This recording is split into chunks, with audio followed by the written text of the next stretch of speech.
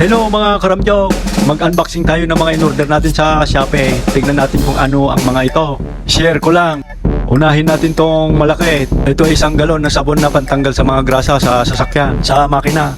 Kotse Max. At maayos naman ang pagka-deliver. Effective ito, only 250. Try nyo. Plus shipping pay. At buksan natin tong pangalawa.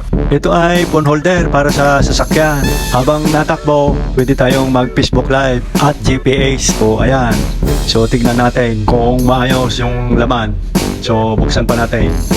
So ito, okay naman, maayos naman. Only 95 pesos plus shipping pay. Ayan, ito siya. Maayos naman ang pagka-deliver at kompleto yung accessories niya. Ito ay kakapit pa natin sa sasakyan. Buksan natin ang pangatlo. Ito ay battery ng iPhone dahil mahina na yung battery. So buksan natin. Ayan.